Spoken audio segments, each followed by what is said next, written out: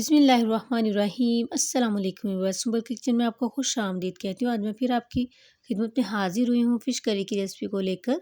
आप किस तरह से इसको टेस्टी बना सकते हो और ये टूटे भी ना सालन में और इसकी स्मेल भी ना आए और रंगत और खुशबू ऐसी हो कि देखते ही खाने को दिल चाहे। तो वीडियो को लास्ट तक ज़रूर देखिएगा, स्किप बिल्कुल ना कीजिएगा और आपसे हम्बल रिक्वेस्ट है कि चैनल को सब्सक्राइब भी ज़रूर कर दीजिएगा। तो चलिए इसको बनाना शुरू करते हैं।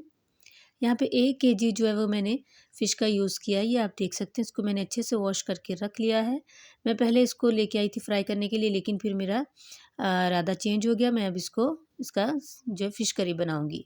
तो यहाँ पे मैंने 1 टीस्पून ले लिया अदरक लहसुन का पेस्ट और यहाँ पे हाफ़ टीस्पून मैंने ले ली है मिर्च और यहाँ पे 1/4 टीस्पून हल्दी और यहाँ पे थोड़ा-सा नमक मैं डाल रही हूँ।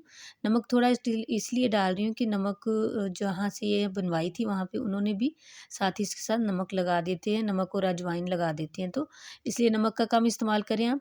और अगर नहीं लगवा के लाए तो फिर आप थोड़ा अपने टेस्ट के मुताबिक डाल सकते हैं। तो यहाँ पे इसको सारे को मैरिनेट कर लिया है।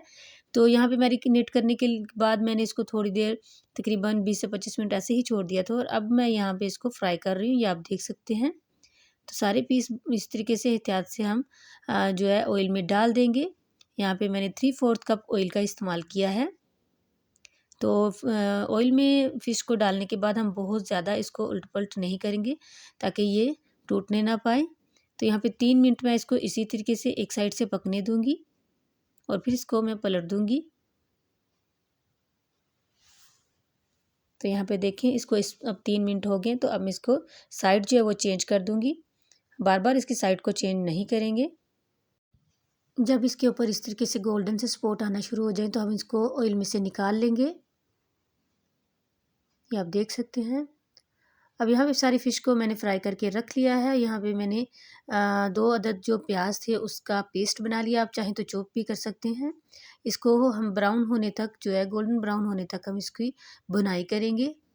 बहुत ज़्यादा भी हमने इसका डार्क कलर नहीं करना। तो यहाँ पे बहुत ही अच्छा इसका पिंक सा कलर हो गया था प्याज का।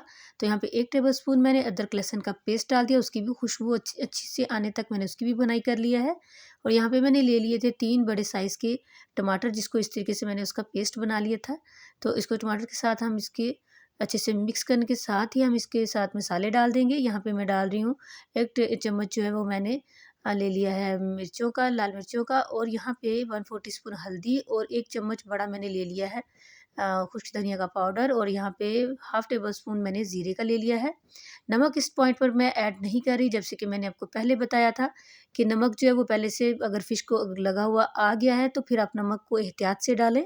तो यहाँ पे नमक जो है वो फ़िश में मैंने उस टाइम पे भी थोड़ा-सा डाल दिया था और वैसे भी पहले भी इसमें लगा हुआ था, इसलिए मैं मसाले में नमक का इस्तेमाल नहीं कर रही। तो मैं भी फ़िश को डालने के बाद ही जो है नमक का चेक करके इस्तेमाल करूँगी, अगर तो कम लगा तो इसमें डाल देंगे। तो यहाँ पे बहुत ही अच्छे से हमने इसकी भुनाई करनी है। मसाले की जितनी अच्छी बुनाई आप करेंगे उतनी ही टेस्टी आपकी फ़िश करी बनेगी। मसाले की बहुत ही अच्छे से बुनाई करने के बाद फ़िश के जो पीस हमने फ्राई करके रखे हैं वो इस तरीके से हम सारे ही सेट करके रख देंगे। और जब भी आप फ़िश बनाएं तो थोड़ी खुले मुंह वाले बर्तन में इसको बनाएं ताकि जो है फ़िश जो है वो टूटने ना पाए। तो ये देखें, इसको बहुत ही एहतियात से आपने उलट पुलट करना है ताकि अच्छे से इसको दोनों साइड से मसाला जो है वो लग जाए। तो यहाँ पे देखें बहुत ही अच्छे से दोनों साइड से मसाला लग चुका है और ऑयल भी सेपरेट होना शुरू हो चुका है।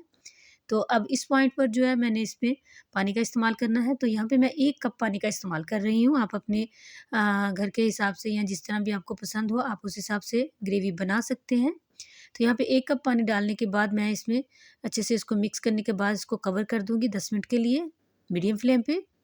यहाँ 10 मिनट बाद मैंने इसको कवर को उठाया, बीच में मैंने एक दफ़ा चेक कर लिया था। आप भी ज़रूर चेक कर लीजिएगा एक दफ़ा।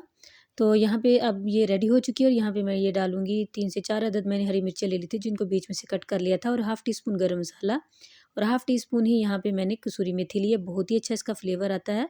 अगर आपको पसंद है तो ज़रूर डालिए, अगर नहीं पसंद तो आप स्किप भी कर सकते हैं। इसको अच्छे से मिक्स करने के बाद यहाँ पे बारीक कटा हुआ हरा धनिया भी हम इस तरीके से डाल देंगे और इसको 2 मिनट के लिए कवर करके रख देंगे और फिर हम इसको सर्व करेंगे। तो मुझे उम्मीद है कि आज की ये रेसिपी भी आपको बहुत अच्छी लगेगी। आप उसको मेरे तरीके से बनाकर देखें, माशाल्लाह बहुत टेस्टी ये बना था।